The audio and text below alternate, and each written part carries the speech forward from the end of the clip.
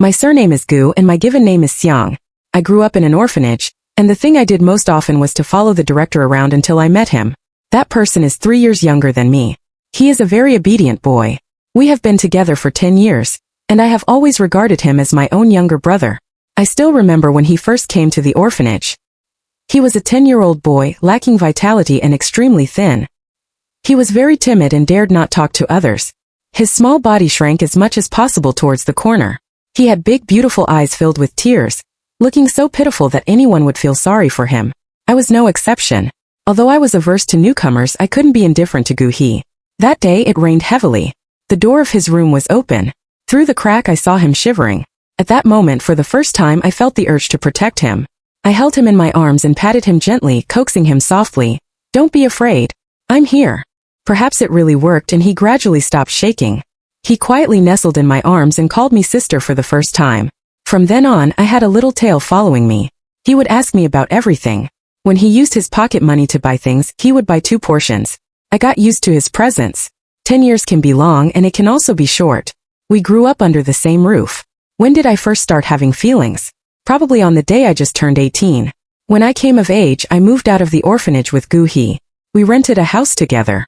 There was a very good-looking boy living downstairs. He often rode his bicycle past me. The sun was shining just right, and when he turned his head and smiled, time seemed to soften. My gaze followed him as he went away. Suddenly, Gu He's voice came to my ears. "Do you like him?" I never kept anything from Gu He. I would tell him all my thoughts. I nodded immediately and admitted it, blushing like a little girl. He is really good-looking. I'm a person full of contradictions. Even though I was attracted to him, I didn't want to confess right away. But when I wrote a love letter and was about to give it to him, I heard the news that he was moving away. I was very puzzled and couldn't understand why he was moving away for no reason. Just as I was about to ask someone about it, Gu He beside me hugged me while trembling. His voice was choked. It was said that he was beaten, and there were several cuts on his face and he was disfigured. I saw it that day. He was so ugly. He doesn't deserve you, sister. Gu He, I'm not a shallow person. My liking for that person is not just because of his face. But before I could finish speaking, the person in my arms trembled twice and shed tears. What if I'm disfigured too? Since I was a child, I was most afraid of Gu He's tears. I was immediately distracted by him. I touched his head with heartache and comforted him. It won't happen. He must have offended someone. Our Xiao He is so strange. No one would do such a thing. I coaxed him for a while, and the matter was left unresolved. After that, I never felt that sudden flutter in my heart again. I don't know if I'm not suitable for love. The only boy around me is my younger brother, Gu He. The sky in August is always gloomy, and it rains from time to time. That day, Gu He was working overtime at the company. There was thunder outside. I knew he was afraid of this kind of weather, so I decided to pick him up. Who knew this was the beginning of my nightmare? The moment I left the community, a man suddenly rushed out from somewhere. He choked my neck with great force and covered my mouth and nose with a handkerchief. He stopped me from calling for help. I didn't know what was the smell on the handkerchief. In a few seconds I started to feel dizzy. My strength to struggle became weaker. My umbrella fell to the ground and I fell down with it. In the last second before I lost consciousness, all I could think of was Gu He. The thunder is so loud. Xiao He must be scared. He will cry if he can't find his sister. My consciousness completely disappeared. I didn't see what the man who knocked me out looked like, only that he was very tall. His hands were very soft, and he had the smell of a certain perfume on him. When I woke up I was on a big bed. My eyes were blindfolded. My limbs were tied up and I couldn't move. The strange environment made the fear in my heart grow. Just then, the sound of leather shoes stepping on the ground came closer and closer. I was so scared that I trembled all over. Until a hand held my ankle. Who are you? What do you want? The man smiled. His voice was very deep, as if he was suppressing his voice. I felt that his voice was familiar, but I couldn't remember where I had heard it. The man's hand stroked up from my ankle until it stopped on my chest. He leaned close to my ear and chuckled, as if he was very satisfied with the current situation. Has anyone ever told you that you are like a little white rabbit? His warm breath blew on my face. I turned my head to avoid him, and tears rolled down from the corner of my eye. I pleaded with him, "Let me go." He remained indifferent. My clothes were completely taken off. The air conditioner in the room was on. Although the temperature wasn't cold, I still got goosebumps all over. I clenched the rope in my hand, bit my lip, endured his touch, and tears streamed down my face. In the end I cried so hard that I couldn't make a sound. The man's actions were rough, but when he wiped my body, he was extremely careful. Finally, I didn't know what kind of incense was lit by the bed. It had the same smell as the handkerchief he used to cover my mouth. This must be knockout incense too. Resigned, I closed my eyes and fell into a deep sleep. I didn't know where I would wake up. Would this person throw me into the mountains? I'm no longer clean. It will probably be very difficult for me to find a boyfriend in the future. Before falling asleep, I still retained a bit of consciousness. The man seemed to lean in and he kissed my lips. What on earth does this person want to do? When I woke up again, I was in my own room. Looking at the familiar things in front of me, I felt extremely aggrieved. I really hoped that yesterday was just a dream. But the soreness in my waist told me that it was all real. You're awake. Guhi put a cold towel on my forehead and then knelt by the bed and said, Sister, where did you go last night? When I came back from the company, I found you weren't at home. And it was thundering outside. I was so scared that I didn't dare to move. Did something happen to you? Why did you faint at the doorstep? Guhi's eyes were red, and there was a hint of a sob in his voice. I couldn't help but feel sorry for him. I touched his head and forced back my tears, saying, I got lost last night. Maybe I fainted because I got caught in the rain. Xiaohe, don't be afraid. Next time it rains, sister will definitely stay with you. I held back the soreness in my nose and comforted Guhi. What happened last night made me feel so helpless, but I didn't dare to tell my family. A woman's chastity is so important. How could I say such a thing? I don't know why that man forced himself on me and then sent me back. I didn't dare to think deeply about it, nor did I dare to mention it to anyone. I muddled through the next few days. Guhi seemed to know that I was scared and stayed with me all the time. Even at night, he would sleep on the floor by my bed. Afraid that I would have nightmares and be too scared to fall asleep. I suddenly realized that there are very few people in this world who treat me like Guhi does, almost none. Days passed. On Christmas Day, Guhi gave me a particularly big apple. At night, he slept on the floor in my room as usual. By the moonlight, I saw Guhi's handsome profile. At that moment, I realized that the younger brother I had been protecting had really grown up and he was now able to protect me. Guhi's hand was resting by the bed, as if he was afraid I would wake up in a fright at night. These days I was often scared. After having a nightmare, I always had to hold his hand. It was the dead of night, but I had no at all. I stretched out my index finger and poked Guhi's index finger. He was probably exhausted and didn't wake up. I was like a kitten that had stolen fish, having a great time. His fingers were really long. I had a rather satisfactory Christmas. However, this sense of completeness didn't last long. On New Year's Eve, it was just Guhi and me celebrating the festival. Originally, I wanted Guhi to make some dumplings. Just a simple meal would do. But for some reason, Guhi was acting strangely that day. He refused to make the dumplings and insisted on eating the frozen dumplings from the supermarket. I couldn't persuade him. I thought he just wanted to be lazy, so I went to buy the dumplings as he wished. But this was the beginning of another nightmare. There were red lanterns hanging in the community, and there were very few people walking around. Because of the previous shadow, I deliberately walked in the lit areas. But I was knocked out again after leaving the community. I didn't know when I woke up. The fireworks outside the window reminded me that it was still New Year's Eve. I was lying on the bed again with a blindfold on my eyes. Fear welled up in me. With Guhi's company during this period, I had just managed to relax, but now I was plunged into fear again. I don't understand what this person wants to do. I'm just an ordinary person, and I'm not particularly good looking. Why is this happening? The sound of leather shoes came closer again. I was so scared that I wanted to curl up, but my tied-up arms wouldn't allow me to do so. Who on earth are you? Why me? The man seemed to be seriously thinking about my questions. He held my hand, and the warm feeling was incredibly familiar. His deep voice sounded again, because I like little white rabbits. You look like a simple and gullible rabbit. The man's breath sprayed on my face. I tilted my head, feeling uncomfortable. I was scared, but I forced myself to calm down a bit. Do you know me? Your voice is very familiar to me. You do know me, right? Why are you doing this? Your behavior is illegal. I can call the police. Let me go, and I'll let it go. With a poocher, the man laughed as if he had heard a joke. He stroked my head with more affection, and his fingertips rubbed against my forehead. The little white rabbit is really naive. The man covered my mouth with his lips. I guess what he was going to do, but I was powerless to resist. I'm really cowardly. I'm so cowardly that I don't dare to tell others that I've been bullied, nor do I dare to protect myself with the law.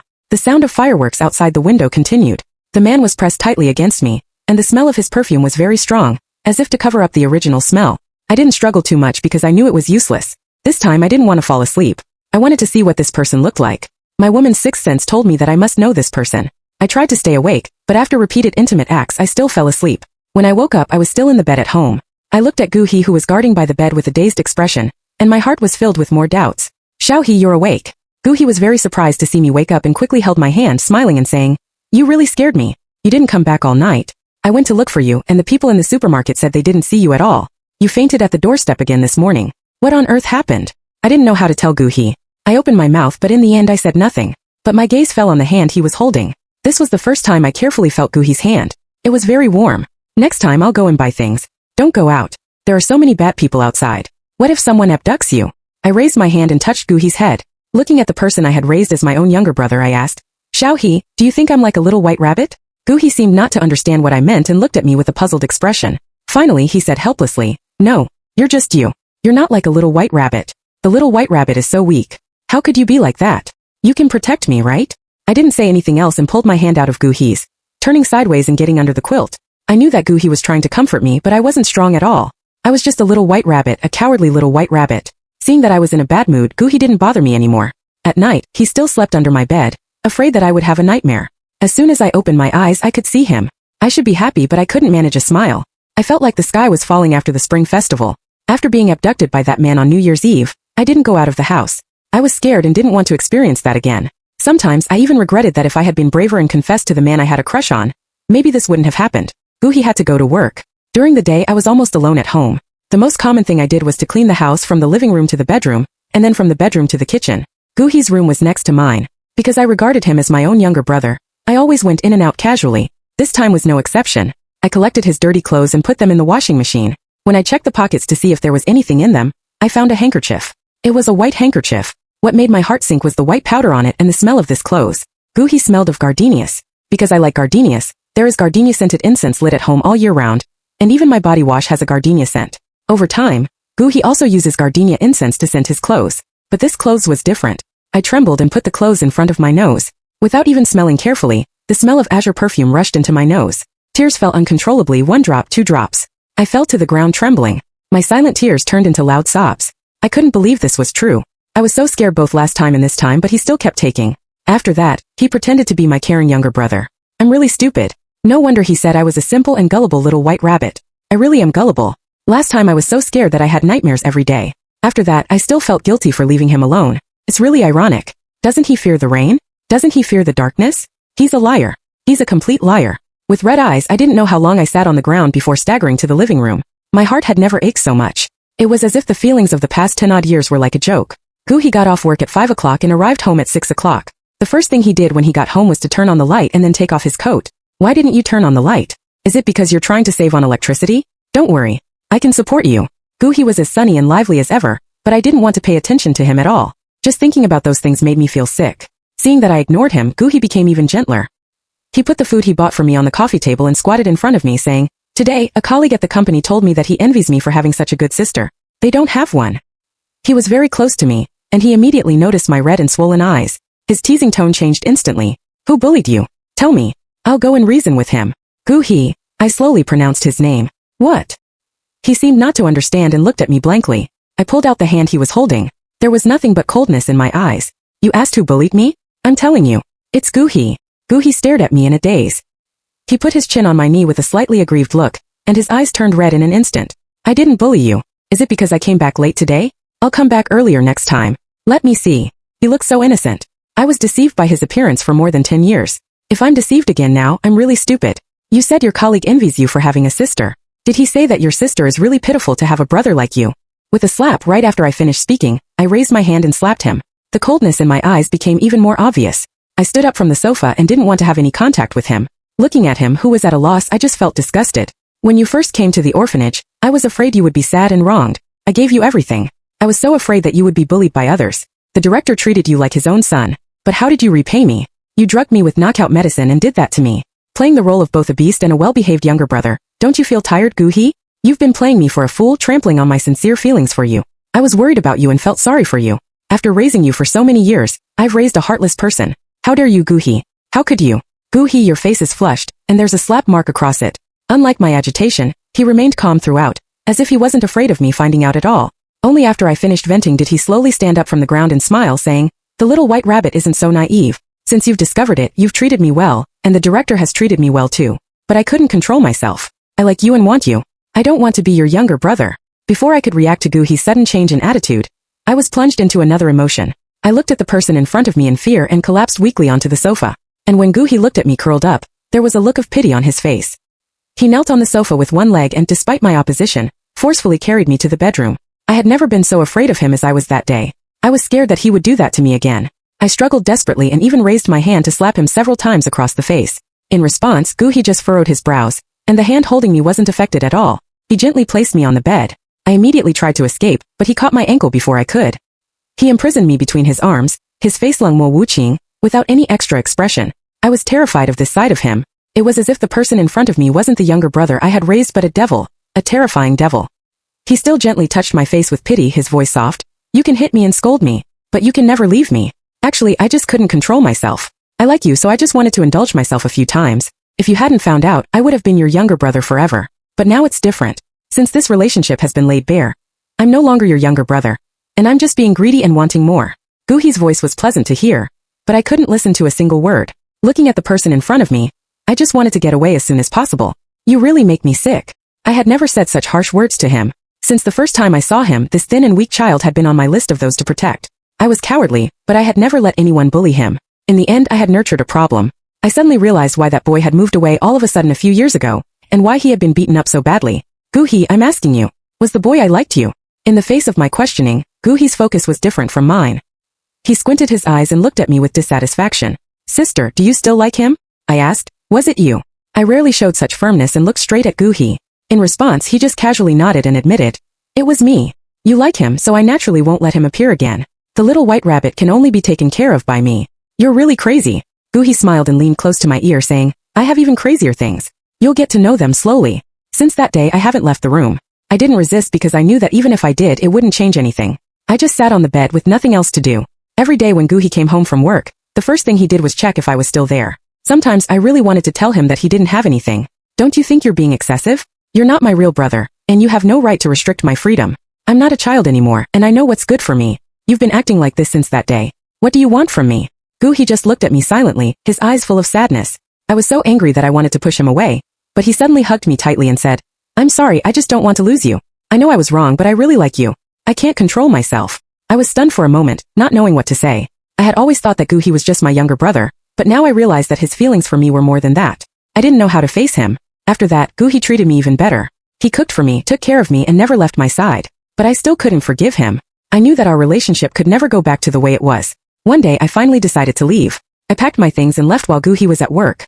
When he came home and found me gone, he went crazy looking for me. But I had made up my mind and didn't want to see him again. Time passed and I started a new life. But every time I thought of Guhi, my heart still ached. I didn't know if he had found someone else and I didn't want to know. I just wanted to forget him and start over. However, fate seemed to play a joke on me. One day, I ran into Guhi on the street. He looked at me with a sad expression and said, I know I was wrong. Can you give me another chance? I looked at him and felt a pang in my heart. I didn't know what to say. I just shook my head and walked away. I knew that our relationship could never be repaired. We were like two people from different worlds and we could never go back to the past. I walked away, leaving Guhi standing there alone. I knew that this was the end of our story. I would never forget him, but I also knew that we could never be together. This was the price I had to pay for my cowardice and indecision. I took a deep breath and walked forward, ready to face my new life. He held my hand, his voice still filled with a sense of desolation. He had worked in this company for a long time, and in half a year, he would surely climb up another rung in his career. But now he was forced to resign. I didn't know whether I should laugh or be sad. I wanted him to have a good career, yet I also didn't want him to take that shortcut. That night was the first time I showed mercy to Guhi, and it was also the beginning of countless moments of Shinran from then on. Xiaohe, you have to walk your own path. You did the right thing. This was probably the last time I taught him a lesson in the capacity of an elder sister. As the weather gradually warmed up, spring arrived in a blink of an eye. I curled up on the sofa and watched the people walking back and forth downstairs. In my phone's contact list, Guhi was the only number. Although I disliked his almost perverted possessiveness, I didn't say anything. After all, through our time together, I could tell that he lacked a sense of security, and the only source of that security was me. Guhi found an ordinary job and wouldn't come back until 8 o'clock in the evening every day. I didn't ask too many questions, but I could tell that he was exhausted. Once, when he was sound asleep, I clearly heard him talking in his dream. He said he wanted to buy a house for his sister. It would be a lie to say that I wasn't touched. I even had some expectations for the future he described. However, before the seeds of those expectations could grow, something happened that shattered them. The dean and his wife, who had never bothered about my life before, suddenly showed up. The moment they entered the house, they dragged Guhi into the living room without saying a word. It was obvious that they had gone to find Guhi first. I stood there at a loss looking at the scene. Although it had been a long time since I saw the dean, my eyes were fixed on Guhi's face, which was covered in bruises. He had been beaten. The dean, who had always been kind to me, grabbed my hand, and he cried in a way that was exactly like Guhi. He was heartbroken, and his words were full of dissatisfaction with Guhi and guilt towards me. Apparently, they knew what Guhi had done to me. Ever since I was in the orphanage, the dean and his wife had taken extra care of me. It was said that it was because of their daughter who had died young, and I resembled her. They treated me very well, and the dean would often take me with him. I didn't know how they found out what Guhi had done to me, but I was grateful that they came for me. Xiang, I'm sorry. I never expected this beast to do such a thing to you. It's all my fault. I didn't take good care of you. The dean, who had always been calm and composed, seemed to have made a big decision before he had the courage to say those words. Don't be afraid. With me here we'll call the police. I won't shield him. I was touched by the woman's words. I had never received a mother's love since I was a child. Being held in her arms, I shed tears of grievance. However, I didn't quite agree with what she said. I glanced at the dean's husband who was sitting on the sofa in silence, and then at Gu-hee who was curled up with his legs hugged. The balance in my heart tilted. Auntie, thank you. I gently pushed the woman away and my eyes landed on Gu-hee. He seemed afraid to look at me and kept his head down without saying a word. I guess that he thought I wouldn't stand by his side and might even agree with what the auntie said and send him to prison. But how could I bear to do that? You misunderstood. I reached out and pulled Gu-hee up from the floor. In his astonished gaze I said, we're boyfriend and girlfriend. No one forced anyone. He's not my real younger brother, and he treats me very well. I couldn't help but fall for him. This answer surprised everyone. That night, the dean and his wife discussed in the room for a whole night, and Gu-hee held me and called me his girlfriend all night long. He had been sleeping in my room for several months and was already familiar with everything. When he helped me fasten the sash of my nightgown, he secretly glanced at me, and then carefully leaned in and kissed me. Seeing that I didn't dodge, he became bolder. Are you serious about what you said? You like me, right? I'd rather go to jail if it's not true. I chuckled. Looking at the person who would probably draw mushrooms in the corner if I said it wasn't true, I said, of course it's true. Otherwise, how could you chain me down? Gu-hee looked at me with a different tone, but he didn't think too much. Instead, he gently hugged me and smiled happily. Early the next morning, I got the consent of the elders as I had hoped. In fact, I had already known this result. After all, no one knew them better than I did. Whether it was the dean or his husband, they respected love. If both parties were willing, they would surely support us. So, the relationship between Gu-hee and me was now out in the open. The dean couldn't stay at home for long because of his job. In a few days, he went back to a distant place. It was just Gu-hee and me at home again. With our relationship made clear, he became even more unrestrained. Every day, the first thing he did when he came home was to hug and kiss me. I just smiled and didn't say anything. Gu-hee started taking me downstairs for a stroll. Sometimes we would go grocery shopping together. It was as if we were a normal couple. We didn't mention the past. I watched as Gu-hee planned our future step by step, and I was filled with anticipation. There was another beautiful sunset. Gu-hee came home early that day. He bought the spare ribs I liked and said he would make sweet and sour spare ribs for me. He wouldn't let me help, saying that the kitchen wasn't suitable for a girl to enter. Looking at Gu-hee's busy back in the kitchen, I slowly curved my lips. My innocent little brother. He didn't know that for more than 10 years I was the hunter. A perfect chess player should use themselves as a chess piece. My name is Gu Xiang, and I have a strong sense of control. From the first day I met him, I designed a perfect plan. The first time we met, I deliberately walked past his door, just to hold him in my arms when he was afraid of the dark. When I first experienced the pangs of love, I deliberately left the love letter I wrote to someone else in the most obvious corner, just so he could see it. On a rainy and thundery day when he asked me to pick him up, I already knew what he was going to do.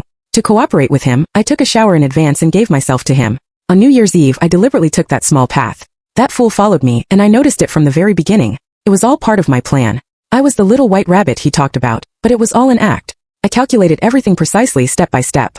All the things were seamless. I had dug this trap for more than 10 years and finally I had him completely in my grasp. Gu-hee's scheming was far inferior to mine. And how could the prey I had my eyes on escape so easily? The spare ribs with an extra half spoon of sugar were placed on the table. Gu-hee carefully set the tableware and said with a smile, "Sister, let's eat." Just like before, I reached out and touched his head wearing a smile. "Okay, let's eat." On the surface, I was still the rabbit that needed protection, but in fact all things were led by me. Gu-hee could only follow in my footsteps, step by step. "Xiao-hee, we've been together for a long time. Have you ever thought about when we would get married?" The sunset was very beautiful that day. Standing on the balcony, our fingers intertwined. Gu-hee obviously didn't expect me to bring up this matter. He looked at me with surprise and excitement and said, "Do you want to marry me? Can we get married?" Our relationship started in an improper way, and he had always been worried that I would leave him. The word marriage was something he didn't even dare to think about. I curved my lips and hugged his waist, my voice still gentle. "Xiao-hee, you've grown up and can protect me. Since you treat me well, of course I want to marry you." My words were a pleasant surprise to Gu-hee. He hugged me and spun around several times, and the excitement on his face couldn't be hidden. After all his efforts, being able to get married and have a home was something that would make him wake up with a smile in his dreams. And I made his dream come true. "I will treat you well for the rest of my life." I believe it. Some people say that the most important thing in building a house is laying the foundation. And I spent more than 10 years building a high-rise building that I was satisfied with my own hands. Gu-hee, I hope you won't let me down for the rest of our lives.